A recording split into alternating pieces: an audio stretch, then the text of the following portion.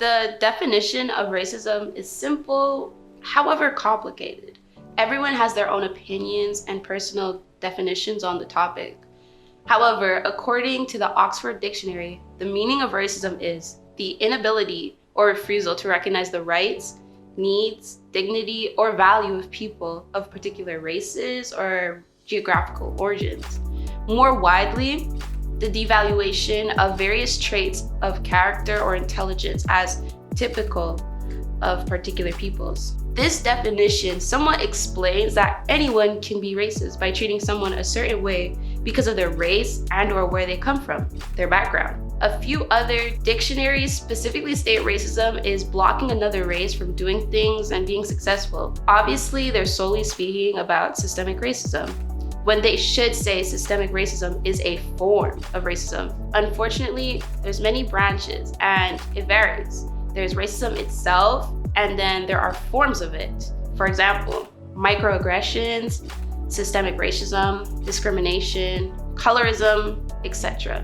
It's very sad that this one subject has to be constantly explained and spoken about. Every other word has one definition, so why is it racism?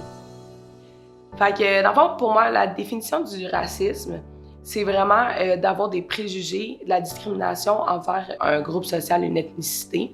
Et la personne qui va faire cette discrimination-là, c'est une autre ethnicité qui est en pouvoir avant. Donc, c'est vraiment important de préciser ça, que la seule façon qu'il y a du racisme, c'est si la personne qui applique la discrimination, c'est quelqu'un qui est en pouvoir avant. La raison pourquoi l'antiracisme n'existe pas est que la personne blanche est en pouvoir. On peut avoir des préjudices ou les discriminer, mais la personne blanche ne va jamais subir l'oppression. Black Lives Matter is an activist movement that works against violence and systemic racism toward Black people. Originating from the African American community in the United States in 2013, the movement began as a social media hashtag in response to the acquittal of police officer George Zimmerman in the shooting and death of African American teenager Trayvon Martin. The movement then garnered national recognition in 2014 for its mass demonstrations following the deaths of African Americans by police. The movement expanded and local chapters began to be made across the country since 2013. Black Lives Matter continually arranges protests in response to deaths of African Americans caused by issues of racial profiling, police brutality, racial inequality within the US criminal justice system. As well, Black Lives Matter activists involve themselves politically, calling for local power in Black communities and reform the system, as noted by the call to defund the police, popularized in social media. Black Lives Matter is not only an American movement, it spans a number of countries internationally, from Canada to Europe, even to Australia and New Zealand, even intersecting with local social justice issues, for example, that of Indigenous people in Canada. It may seem that these issues and concerns brought up by Black Lives Matter are limited to the United States, and we are just to stand in solidarity. In fact, the same issues and concerns apply to our country as well. Although it is rarely mentioned and overshadowed by the celebrated history of the Underground Railroad, Canada has its own history of Black slavery, from the days of New France up to the formal abolishment of slavery in 1833. It was practiced among all major parties in the region.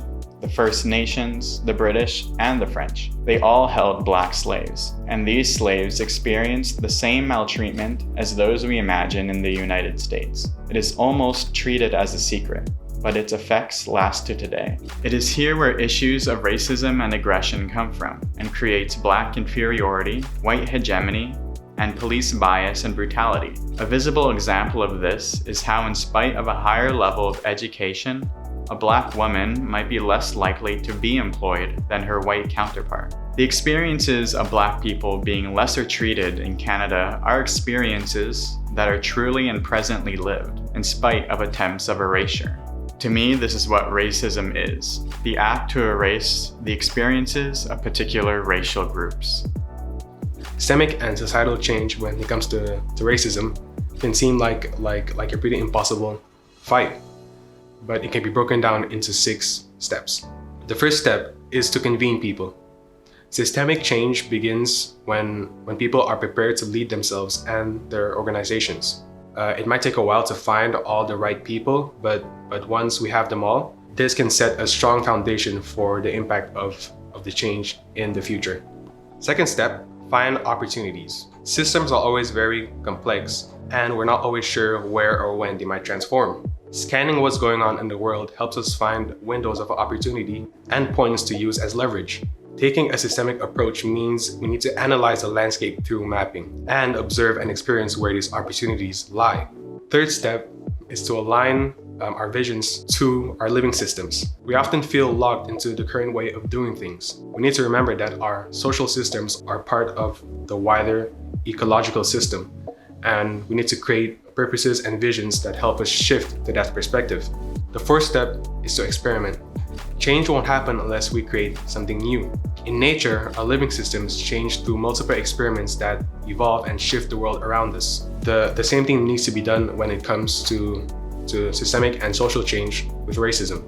We need to try new ways of doing things and see how those work.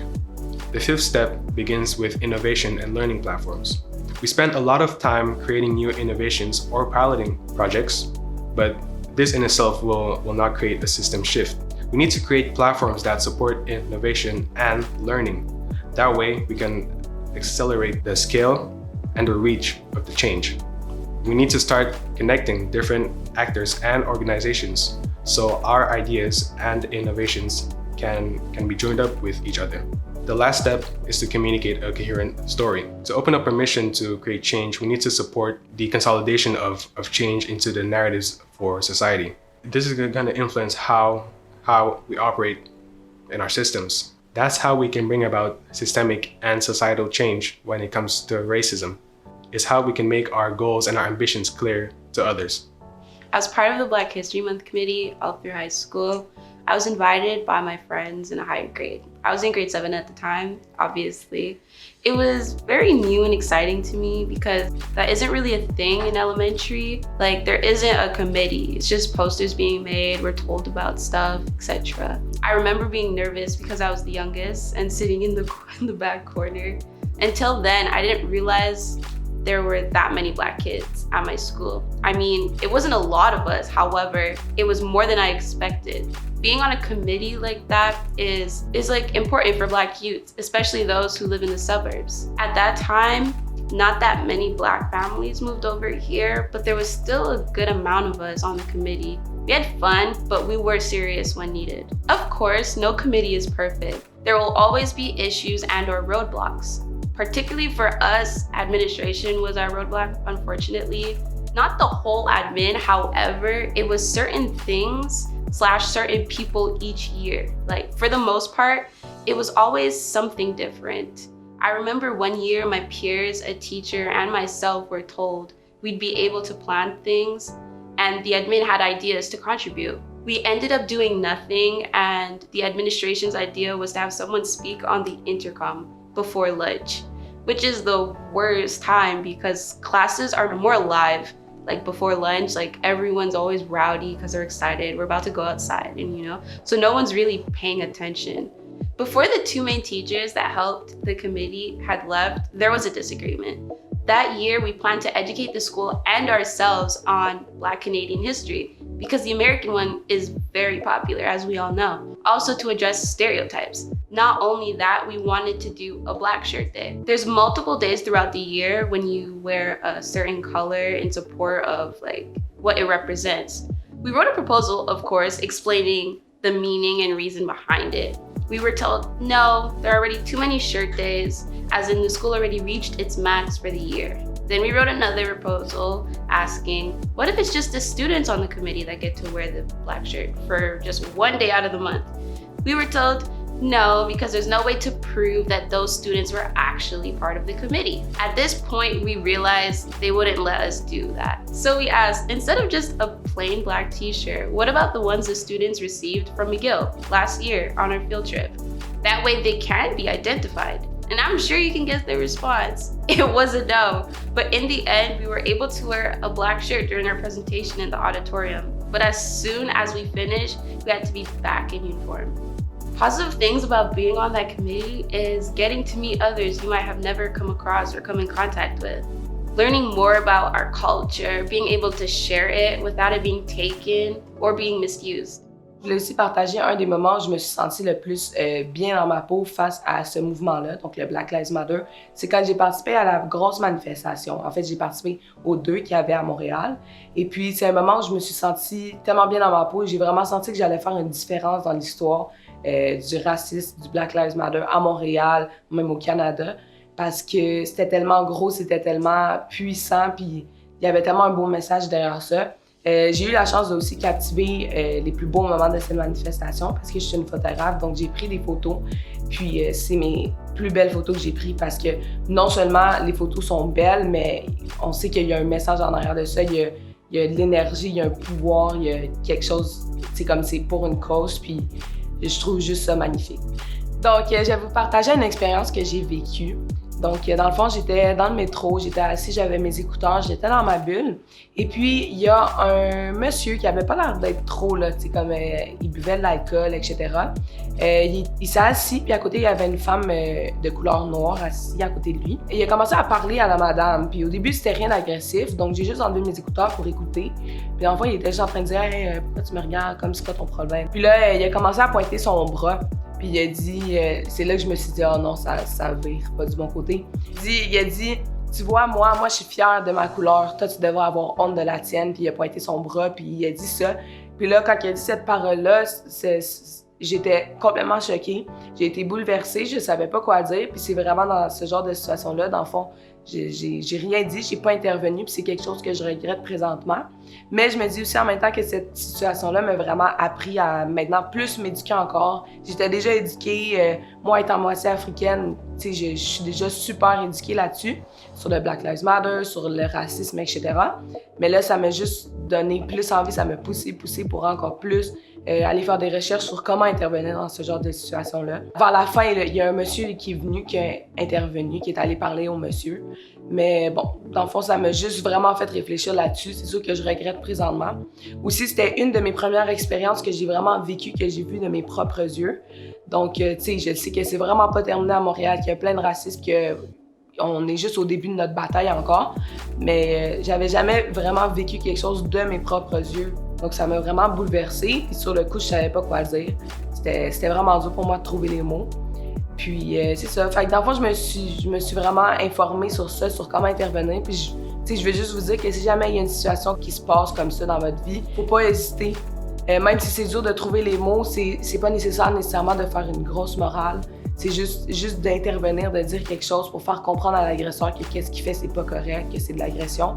Puis aussi, pas nécessairement l'agresseur, mettons dans ma situation, on peut aussi intervenir auprès de la victime, juste pour qu'elle se sente en sécurité, puis qu'elle sait qu'on est là pour elle, qu'on est présent pour elle, puis qu'elle se sente inclue. Tandis que l'agresseur essaie de l'exclure de groupe social, si on pourrait dire. Je voulais juste partager mon expérience pour vous dire que s'il se passe quelque chose comme ça, il faut vraiment prendre notre courage à 2 mains et même si ça fait vraiment peur, si on est bouleversé, on est capable. Puis c'est vraiment avec des petits pas comme ça qu'on va réussir à faire un changement. Imaginez si vous seriez dans une situation comme celle-ci. Mettez-vous dans la peau de la victime qui est en train de se faire agresser avec des propos racistes. Comment vous aimeriez que les gens autour de vous interviennent? C'est comme ça qu'on aimerait ça que vous intervenez lors d'une situation comme ça. Privilege is a huge topic that people are sometimes too afraid to talk about. The Black Lives Matter movement addresses particularly white privilege, which is a direct result of white supremacy and racism. Because I have white privilege, I believe it's my responsibility to talk about it. To understand privilege, it's first important to understand what oppression is. Oppression is inhumane and degrading treatment of individuals or groups, hardship and injustice rooted in the dominance of one group over another, negative and demeaning exercise of power or being powerless within a social and societal structure, and disregarding or disrespecting the inherent rights, dignity, and worth of a person. White privilege comes in different shapes and forms. A white person benefits off of the oppression of Black, Indigenous, and people of color, or BIPOC. Basically, the system as we know it is designed for the success of white people. This includes education, employment, housing, healthcare, social services, and socioeconomic status. It's even written between the lines of our past and present laws. White people are represented in public, in media, in politics. We're also seen a lot more as individuals while we treat Black people as a group. We can see that this privilege is present in both social and systemic levels. You might have heard people say something along the lines of, privilege doesn't mean your life hasn't been difficult, it means your skin tone isn't one of the things making it more difficult. It can be a challenge recognizing privilege, especially within ourselves. A few keywords are power and resources. It's when you have easy access to success and security. You may be told to check your privilege. This means to look at our implicit racial biases as white people and understand how it affects our perspectives and interactions with ourselves and with others. Many white people get uncomfortable or even defensive when we talk about privilege. This barrier in recognizing our privilege is often referred to as white fragility. Robert DiAngelo, the author of White Fragility, defines this as the result of white socialization, a state in which even a minimum amount of racial stress becomes intolerable, triggering a range of defensive moves, like getting angry, feeling guilty, argumenting, shutting down, or leaving the situation in a passive-aggressive way. He continues to say, these behaviors in turn function to reinstate white racial comfort and status quo. So ideally, we need to decenter ourselves from the conversation of racial oppression, while still understanding the role that we play in it as white people. You're not a bad person if you have white privilege, or any privilege at all. It is important, however, to use this privilege in a way that helps those who are oppressed. You may never truly understand how it is to experience racial oppression, but when you empathize with it, you can become a true ally. To be an ally means to take on a struggle as your own. Black people carry this huge weight with them. White people can join Black people in carrying this weight and making it lighter. There are many aspects of allyship. The first step is to listen and learn. There are also some things to unlearn, such as certain biases and an ethnocentric view of the world. Your feelings and reactions are valid, but this isn't about you. In her guide to allyship, Amélie Lamont says to transfer the benefits of your privilege to those who lack it. It's important to decenter yourself from the conversation and to amplify the voices of those who are silenced. To actively fight against racism, you have to stand up with Black people. Call it when you see it. Accountability is one of the most important aspects of BLM and anti-racism. It can be uncomfortable to challenge fellow white people in their racist remarks, but as long as it's safe, it's important that we speak up to make a difference. If you're just starting now, start now, and keep going.